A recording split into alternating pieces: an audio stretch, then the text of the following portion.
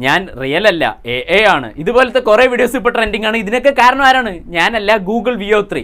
അപ്പോൾ VO3നെ കടത്തി വെട്ടിക്കൊണ്ട് പുതിയൊരു AI വന്നിട്ടുണ്ട്. ഇപ്പൊ നിലവിൽ AI വീഡിയോസ് ഉണ്ടാക്കുന്നതിൽ ടോപ്പ് റാങ്കിങ്, അതായത് നമ്പർ 1 ഈ ഒരു AI ആണ്. അത് കഴിഞ്ഞിട്ടാണ് VO3, ക്ലിങ്, സോറയൊക്കെ വരുന്നത്. അപ്പൊ അതിന്റെ പേര് അറിയണ്ടേ? അതിന് മുമ്പ് ഹാക്കർസ്പീഡിനെ ഇപ്പൊ തന്നെ ഫോളോ ചെയ്തോ. നമ്മുടെ ബൈറ്റ് ഡാൻസ് ഉണ്ടല്ലോ, ടിക്ടോക്കിന്റെ ഒക്കെ പാരന്റ് കമ്പനി, അവരുടെ പുതിയ AI ആണ് Seedance 1.0. ആർട്ടിഫിഷ്യൽ അനാലിസിസും വീഡിയോ അറിയുന്നതിന്റെയും ഒരു റാങ്കിങ് പ്രകാരമാണ് ഇത് ടോപ്പിൽ വന്നിട്ടുള്ളത്. അതിന് പ്രധാന കാരണം എന്താണെന്ന് അറിയോ? ഇതിന്റെ കൺസിസ്റ്റൻസി. നമ്മളൊരു വീഡിയോ ഉണ്ടാക്കും, അതിന് തുടർച്ചയായിട്ട് അടുത്തടുത്ത് വീഡിയോ ഉണ്ടാക്കുമ്പോൾ പല ചേഞ്ചസ് വരും. പക്ഷെ ഇതിന്റെ കൺസിസ്റ്റൻസി ഒരു രക്ഷയില്ല.